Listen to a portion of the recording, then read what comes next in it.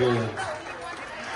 We're going to get started right now with some dancing, and my name is John Cockman, and I have some of my daughters over here, and Lorien teaches dance. We do Scottish Highland dancing and some Ottawa Valley step dancing, and our roots are Scottish. We are members of Clan Wallace. If I'd known I'd be doing some announcing, I would have worn my kilt. And you'll have to come to the Grandfather Mountain Highland Games to see all that. So I'm going to get them to come up, and they're going to do some Scottish and Canadian Scottish dancing for you. And but first of all, I'm going to introduce Lorien. Come on up, Lorien. And she is our teacher here for some of this dance. And my other daughter here is Morgen. Say hello, Morgen. And she also teaches some traditional Appalachian clogging. And so our middle is over here. Wait, raise your hand. Royalty and Daniel. So they're going to be doing some as well. All right, so let's go ahead and get this started. Lorien gave me some notes. So we're going to tell you a story today. So everybody here like stories? So our story begins in the Highlands of Scotland, where men would dance the sword to foretell their fortunes in battle, and the chanteuse to symbolize the shaking off of the trousers that the English forced them to wear. I'm wearing my trousers right now, unfortunately. And regaining of their kilts.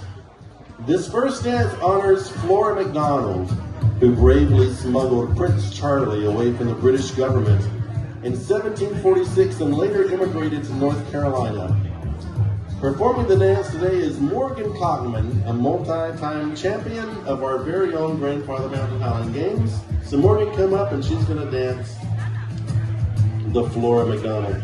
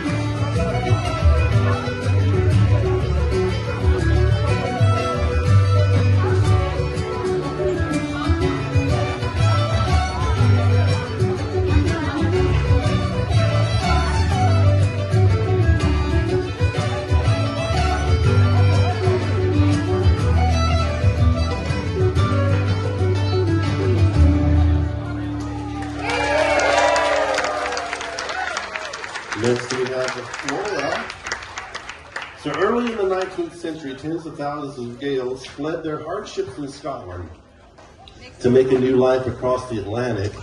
Many of these immigrants settled in the Cape Breton Highlands of Nova Scotia, and they brought with them a mixture of Highland dancing, which you've just seen along with the traditional Scottish country dancing.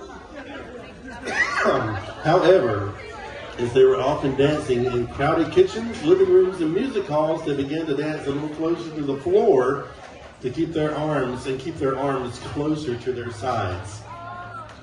They also stopped emphasizing the symbolism of the Highland dance steps and focused more on the improvisation of steps and the ways in which the hard leather shoes on a wood floor can complement the music, being played by fiddles, flutes, and bagpipes. This next tune we're going to dance is named after something you might hear a dance caller shout if you're dancing in a North Atlantic session. Around the house and mind the dresser.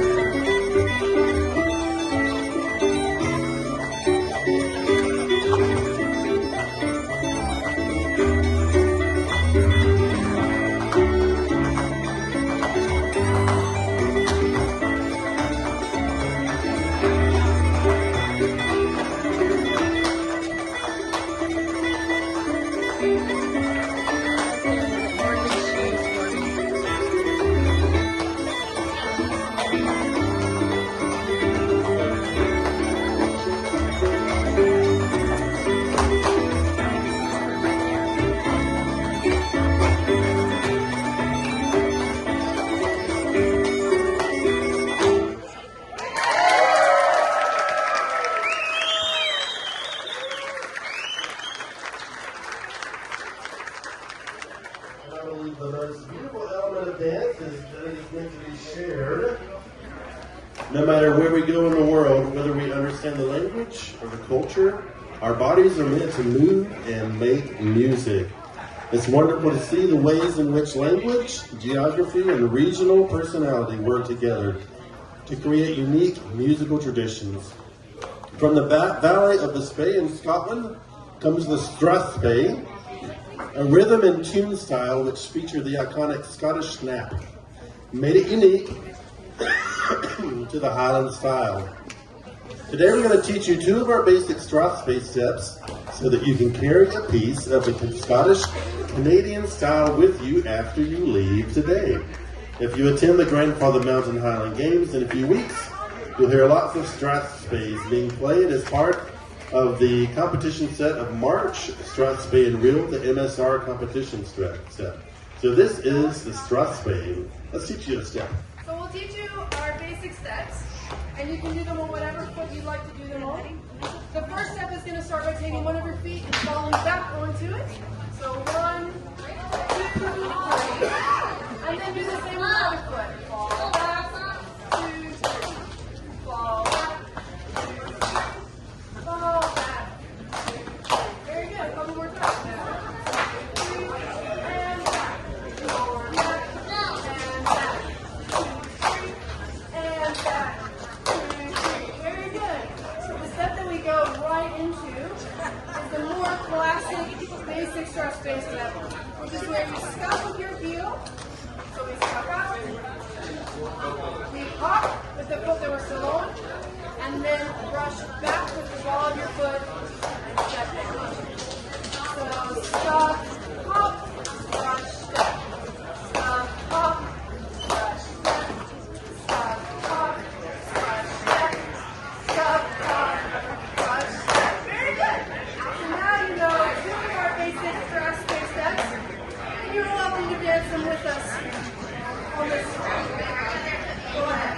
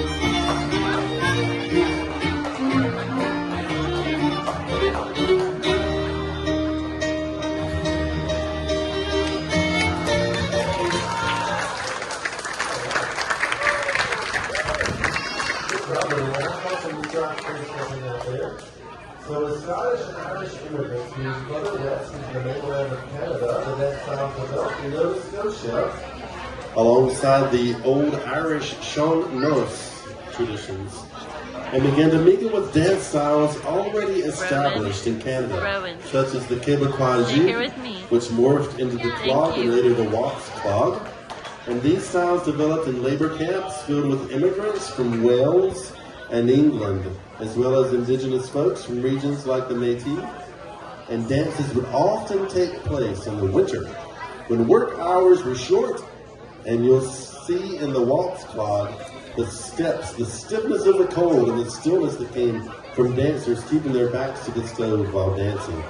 So this is the Western Canadian waltz clog. Rowan, come here. Come here. Hold my hand. Come here. Hold my hand.